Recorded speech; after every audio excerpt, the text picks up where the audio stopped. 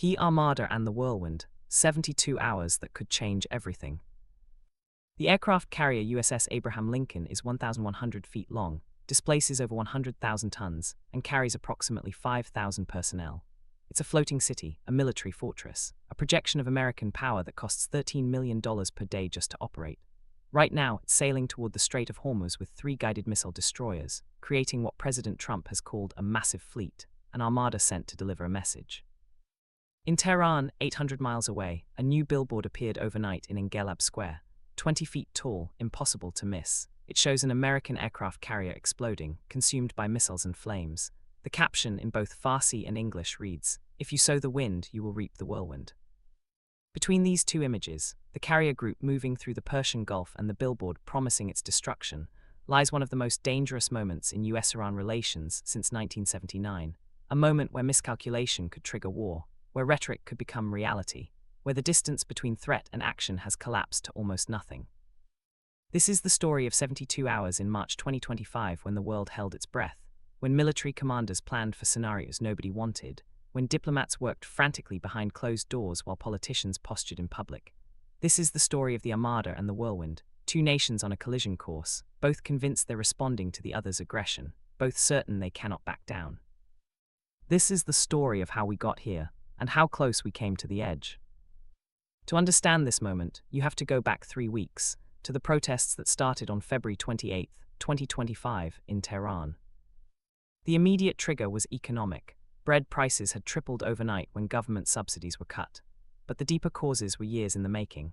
An economy strangled by sanctions, inflation at 45%, unemployment especially among young people reaching 30%, a currency that had lost 70% of its value in 3 years, and a government that responded to every complaint with force. The protests began small, a few hundred people in central Tehran demonstrating against the price increases. Police dispersed them with batons and tear gas. Normal response, nothing that seemed like it would escalate. But then the videos started appearing on social media, protesters being beaten. A young woman, maybe 20 years old, hit in the face with a police baton, blood streaming down her face while she kept shouting, "We are hungry, we just want bread."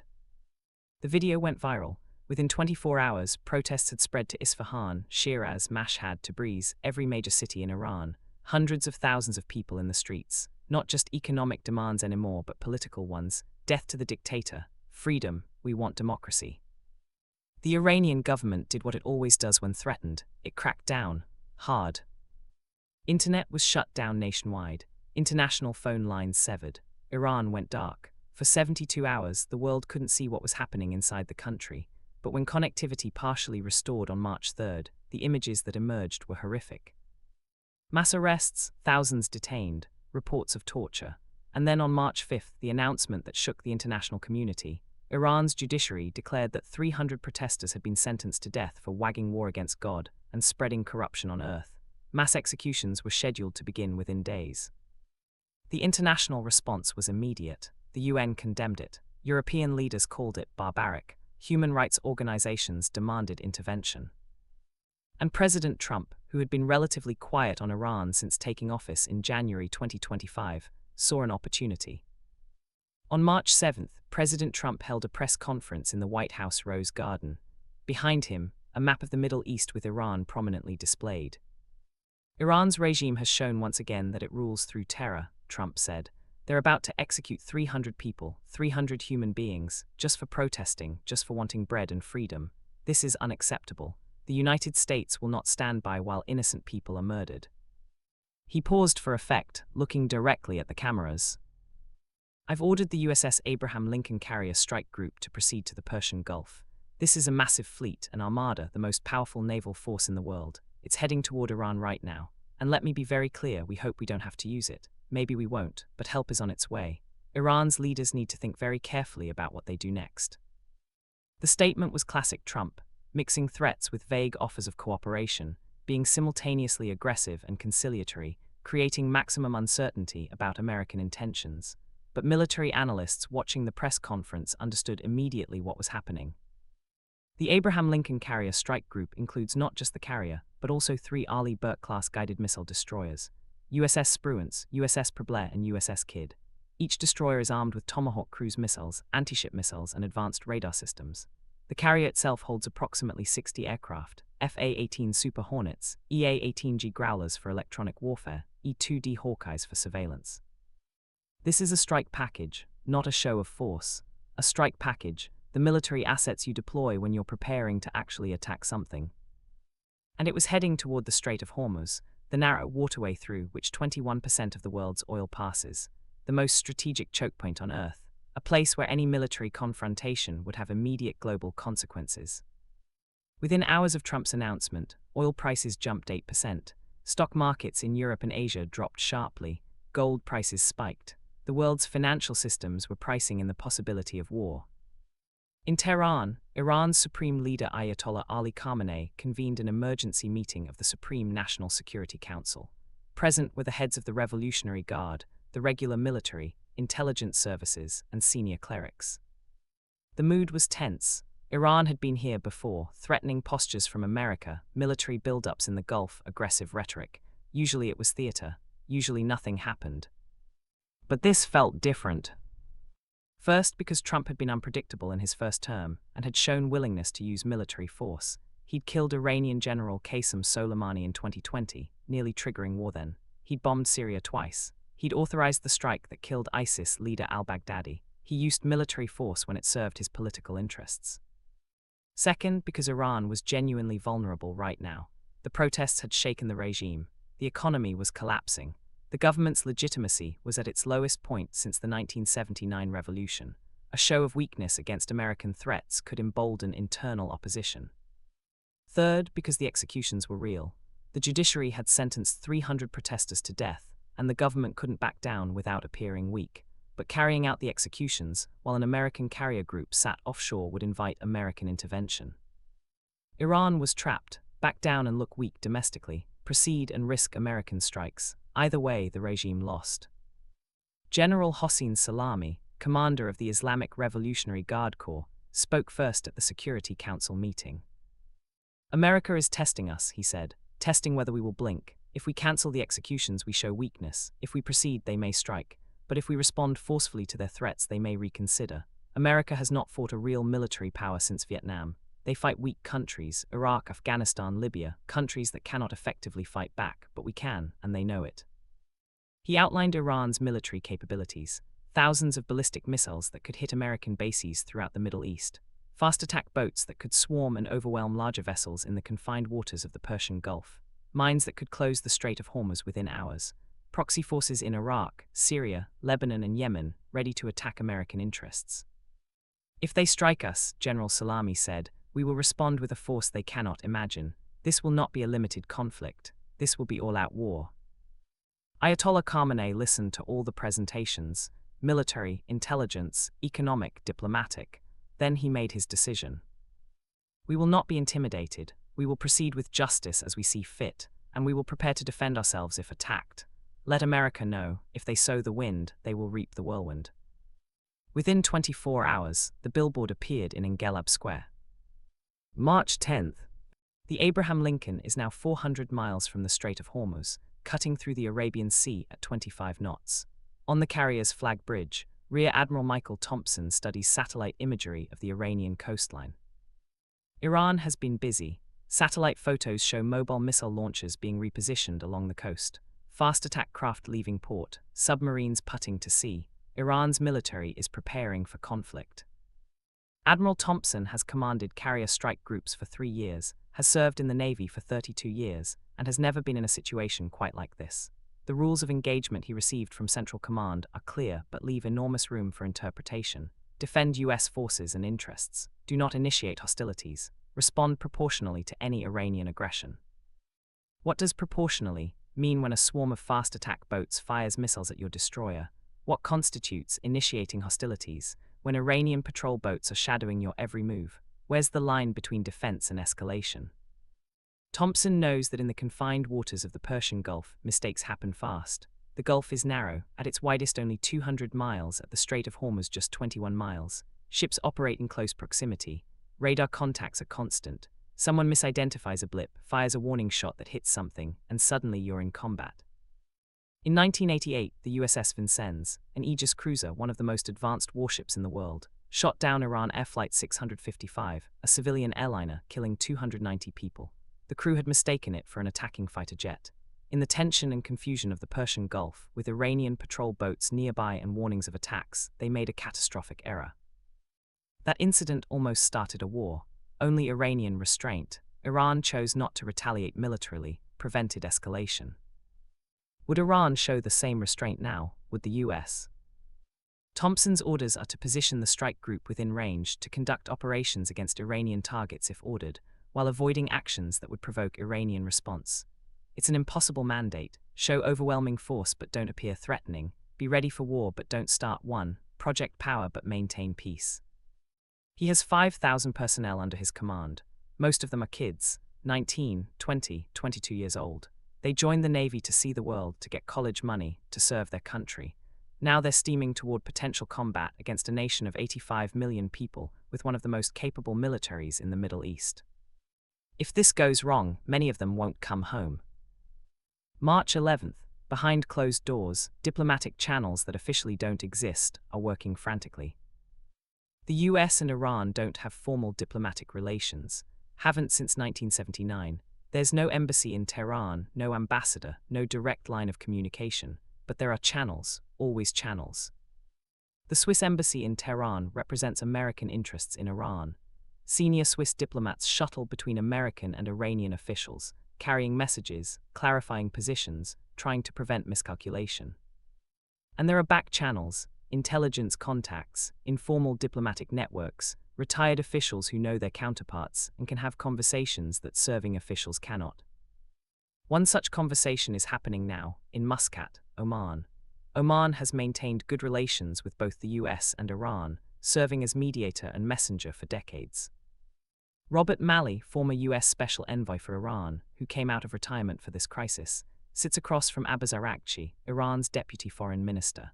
They know each other from previous negotiations, the Iran nuclear deal, prisoner swaps, various crises over the years. The conversation is frank. You need to understand, Malley says, the president is under enormous pressure to act. Congress is demanding strikes. The media is calling for intervention. If Iran executes those protesters while an American carrier group is sitting offshore, the president will have to respond. He'll have no choice politically. Araghchi responds coolly, and you need to understand that Iran will not be dictated to. Those protesters attacked police, burned government buildings, created chaos. Under Iranian law, they committed capital offenses. We will not change our judicial process because America threatens us. This isn't about judicial process, Malley says. This is about 300 people being killed for protesting economic conditions. The international community will not accept it, and America will not stand by. Then America should prepare for consequences, Araghchi says. If you strike Iran, we will respond, not just against your carrier group, against every American target in the region, against shipping in the Persian Gulf, against your allies. This will not be surgical strikes and statements. This will be war. The conversation continues for 2 hours, each side probing for flexibility, for areas where compromise might be possible. But both sides are constrained by domestic politics, by institutional pressures, by calculations about what backing down would cost them. Malley leaves the meeting with nothing concrete, no agreement, no breakthrough, just a clearer understanding of how little room exists for de-escalation. He sends an encrypted message to Washington, no progress. Iran will not back down on executions, preparing for US strikes, window for diplomacy closing. March 12th, the billboard in Engelab Square has become a gathering point for regime supporters. Every evening, hundreds of people assemble there, chanting death to America, and down with Trump. Revolutionary Guard members provide security, making sure the crowds stay organized, stay message-focused. But 4 blocks away in the side streets and residential areas, a different sentiment is visible. Graffiti on walls, "Don't execute us for wanting bread," "Stop the killing," and most poignantly, "We are Iranians too." The protesters being sentenced to death are mostly young, teenagers and 20-somethings who grew up in an Iran where the revolutionary fervor of 1979 is ancient history, where the promises of the Islamic Republic haven't materialized, where economic opportunity doesn't exist and political freedom is forbidden. They see their futures disappearing while Agin clerics and Revolutionary Guard commanders maintain power through force. They don't love America. Most are deeply skeptical of American motives, aware of US history in Iran, the 1953 coup, support for the Shah, sanctions that have devastated the economy, but they also don't want to die for demanding bread and dignity. Fatme is 19 years old. She was arrested on March 2nd for participating in protests. She's been in Evin prison for 10 days, sharing a cell with 15 other women in a space designed for 6. She hasn't been formally charged yet, hasn't seen a lawyer, hasn't been allowed to contact her family. She knows that some protesters are being sentenced to death. She doesn't know if she'll be among them. What she does know is that the regime is using the American threat as justification for anything they want to do. Look, the guards tell prisoners, America threatens us while you create internal chaos. You are helping the enemy. You deserve whatever punishment comes. The American carrier group, sent supposedly to help people like Fatme, is being used by the regime as evidence that protesters are American agents, that dissent equals treason, that harsh measures are necessary for national security. This is the paradox of external military pressure on authoritarian regimes. It rarely helps internal opposition. It usually strengthens the government's hand, providing justification for crackdowns, creating rally-around-the-flag sentiment, positioning dissidents as foreign pawns. Fatme doesn't know if she'll be executed. She doesn't know if America will bomb Iran. She doesn't know if war is coming. She just knows she wanted bread, and somehow that simple demand has escalated to aircraft carriers and threats of annihilation. March 13th, the Abraham Lincoln passes through the Strait of Hormuz at 600 hours. Iranian radar tracks every movement. Iranian patrol boats shadow the strike group at a distance. On the carrier's Combat Information Center, screens show dozens of contacts, commercial shipping, Iranian military vessels, patrol aircraft. Everything is being tracked, categorized, assessed for threat level.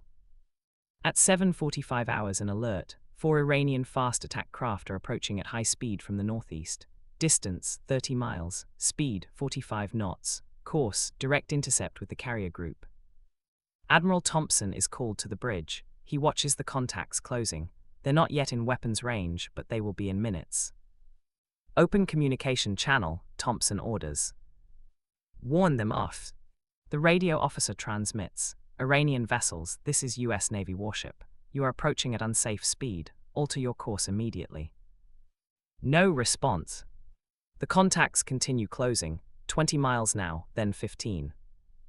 Sir, the weapons officer says, recommend we move to heightened alert status. Those vessels are armed with anti-ship missiles. Thompson knows that the Iranian swarm tactic is based on overwhelming larger vessels with numerous small, fast attack craft firing missiles simultaneously. 4 boats isn't a full swarm, but it's enough to cause serious damage if they get within range and fire. How long until they're in missile range? Thompson asks. At current speed, 8 minutes. 8 minutes to decide. Let them get close and risk taking missile fire, or take action to stop them and risk triggering the incident everyone's been trying to prevent. Transmit final warning, Thompson orders. If they don't alter course in 2 minutes, we'll launch a helicopter for closer identification and warning. The warning is transmitted, no response. 2 minutes pass, the contacts are now 10 miles out, still closing. Launch the helicopter, Thompson orders. Visual identification, see what they're doing. An MH-60R Seahawk lifts off from the carrier's deck, speeds toward the approaching craft. The helicopter's camera feeds video back to the carrier. 4 Revolutionary Guard fast attack boats, each armed with missiles visible on their decks. They're not deviating from their intercept course. At 5 miles from the carrier, the Iranian boats suddenly veer off, turning parallel to the American strike group, matching speed but not closing further. They hold position, shadowing the Americans, making their presence known but not quite being aggressive enough to justify American response. It's a message: we are here, we are watching, we are not afraid. Admiral Thompson watches the Iranian boats maintain their parallel course. Professional behavior, technically, not directly threatening, but absolutely a demonstration that Iran controls these waters, that the American carrier is operating in Iran's neighborhood, that Iran has capabilities and will use them if necessary. This dance continues for 3 hours. The Iranian boats eventually peel away, returning to their base. No shots fired, no direct confrontation, but everyone involved knows how close it came. One mistake, a weapons system malfunction, a misidentified radar contact, an overeager commander, and this minor incident becomes the trigger for war. March 14th, President Trump is in the Situation Room with his national security team. On screens around the room, satellite imagery of Iranian missile sites, carrier group positioning, intelligence assessments of Iranian capabilities. Secretary of Defense is presenting military options. Option 1, limited strikes against Iranian missile sites and military infrastructure. We use Tomahawks from the carrier group and bombers from bases in Qatar. Target the missile batteries most threatening to our forces. Message, we can hit you if you attack us. Estimated civilian casualties, minimal if targeting is accurate. Iranian response, likely proportional strikes against US bases in Iraq and possibly against Gulf Arab allies. Option 2, comprehensive air campaign. We don't just hit missiles, we hit command and control, Revolutionary Guard facilities, leadership targets. This is regime threatening. This says we can destroy your military if we choose to. Estimated civilian casualties, significant. Iranian response, all-out war. Missiles against our bases, attacks on shipping, terror attacks on US interests worldwide. This escalates immediately and dramatically. Option 3, no kinetic action. We maintain the carrier presence, impose additional sanctions, work with allies to increase pressure. Message, we're watching, we're ready, but we're giving diplomacy room. Iranian response, they proceed with executions, claim victory over American threats, potentially embolden them to further crackdowns. Trump listens to all three options, then he speaks. I don't want war. War is expensive, it's unpopular, and it's a mess. But I also can't have Iran thinking they can do whatever they want while we just watch. What happens if we hit them but not too hard, just enough to show we're serious? That's essentially option 1, Mr. President, the defense secretary says. But I need to be clear, there's no such thing as just enough with Iran. Any strike will trigger response. The question isn't whether they respond, but how much, and whether we then respond to their response. Escalation dynamics are extremely difficult to control. The chairman of the Joint Chiefs adds, Mr. President, I've been in the military for 38 years. I've planned and executed operations in Iraq, Afghanistan, Syria, and I'm telling you this is different. Iran has real military capabilities. They can hit back hard. This won't be like striking Syria or Libya. This will be sustained combat, potentially spreading across the region. We'll win, I have no doubt about that, but the cost will be high. In lives, in money, in regional stability, in global economic impact. Trump asks the question that matters, what do you recommend? The room is silent because there's no good answer. Every option has serious downsides. Every path leads to consequences nobody wants. Finally, the National Security Advisor speaks. Mr. President, I recommend we give Iran 48 hours. We make clear through every channel we have, cancel the executions or face military action. Not vague threats, specific. If they proceed with killing those protesters, we strike. Make it their choice, make it clear. Then we have moral standing. Then the world understands we gave them every chance. Trump considers this, and if they call our bluff, then it's not a bluff, sir. March 15th. Through Swiss intermediaries and back channels, the message is delivered to Tehran. Cancel the executions within 48 hours or face US military strikes against Iranian military targets. The message is specific in a way previous threats weren't. This isn't, maybe we'll use the carrier group. This is, we will strike if you execute the protesters. In Tehran, the Supreme National Security Council convenes again. The stakes are now explicit. Proceed with executions, get bombed. Cancel executions, appear weak, potentially embolden opposition, lose face domestically and internationally.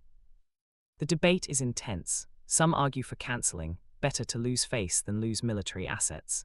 Others argue that backing down now means every future American threat will work, that Iran's deterrence will be destroyed, that the regime will look weak when it most needs to look strong. Ayatollah Khamenei faces an impossible choice. Every option is bad. Cancel and look weak. Proceed and trigger American strikes that could expand into larger war. Try to find middle ground that somehow satisfies both domestic and international pressure while maintaining deterrence. He makes a decision that is part compromise, part defiance. We will not cancel the sentences. Justice must proceed, but we will delay the executions for procedural review. We will not specify how long this review will take, and we will make clear this is not because of American threats. This is our sovereign decision based on our judicial process. It's the thinnest possible compromise. The death sentences stand. The protesters are not saved, but the immediate crisis is deferred. The message is sent through back channels to Washington.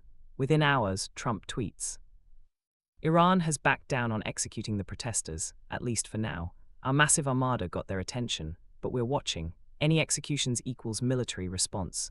America's strength speaks. It's not what happened. Iran didn't back down, they delayed, but it's the narrative Trump needs domestically. He got something without having to bomb anyone. He looks strong. Iran looks weak. In Tehran, state media reports, Iran's judiciary is conducting thorough review of protest cases. This is normal procedure and demonstrates Iran's commitment to justice. Has nothing to do with American threats. We are not intimidated. Both sides claim victory. Neither got what they wanted. The fundamental tensions remain unresolved. March 20th, 5 days after the crisis reached its peak, the Abraham Lincoln is still in the Persian Gulf, still shadowed by Iranian patrol boats, still in a state of high alert. The 300 protesters are still in prison, still under death sentences, still not knowing if they'll live or die, whether the procedural review will save them or is just delaying the inevitable. Fatma, the 19-year-old in Evin prison, was released on March 18th. No explanation, no charges filed, just released, probably because her arrest hadn't been officially recorded. And in the chaos of the crisis, low-level prisoners without formal sentences were being quietly released to reduce prison populations. She's home with her family now. She doesn't know why she's free when others remain imprisoned. She doesn't know if she'll be rearrested. She just knows she's lucky. The world has moved on. The crisis that dominated news cycles for 2 weeks is now just background noise. Oil prices stabilized. Stock markets recovered. Life continues. But nothing was resolved. Iran still has a brutal regime that kills protesters. America still has a carrier group in the Persian Gulf. The economic sanctions are still strangling Iran's economy. The domestic discontent is still building. This will happen again, maybe in months, maybe in years, but it will happen again because the underlying factors haven't changed. Authoritarian regimes under pressure crack down. Populations suffering economically protest. External powers use military force to demonstrate influence. And everyone edges closer to a war nobody wants, but that could start through miscalculation, through pride, through the inability to find off-ramps once threats are made. The ARMADA and the whirlwind. 2 images, 2 threats, 2 nations convinced they cannot back down. The USS Abraham Lincoln is still in the Persian Gulf as I write this. The billboard in Ingelab Square still shows an aircraft carrier exploding, both symbols of power, both warnings of what could happen if calculation fails. We came very close in March 2025, closer than most people realize. There were moments, the Iranian fast attack boats approaching, the debates in the Situation Room, the Supreme Leader's deliberations, where different decisions would have triggered conflict. War didn't start, not this time, but the conditions that nearly caused it remain. Iran's economy continues collapsing under sanctions. Protests continue, suppressed by force. The government continues imprisoning and killing dissidents. America continues maintaining military presence in the region, continues threatening intervention, continues using force as primary diplomatic tool. And every time this happens, the next crisis gets closer, the rhetoric gets hotter, the military preparations become more elaborate, the space for miscalculation grows. Eventually, not necessarily next time, but eventually, someone will miscalculate. Someone will make the decision that triggers the cascade that leads to war.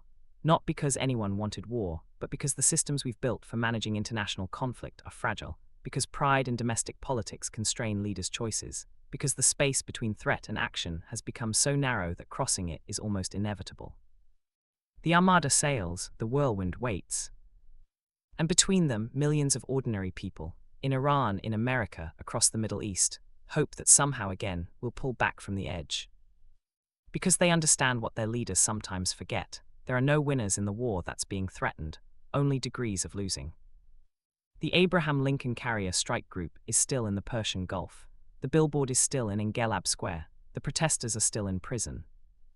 The crisis isn't over, it's just paused. Waiting for the next trigger, the next miscalculation, the next moment when someone decides that backing down is worse than the risk of war. The Armada and the whirlwind. Both real, both dangerous. Both one mistake away from becoming the conflict that reshapes the Middle East and drags the world into another war nobody wanted, but everyone helped create.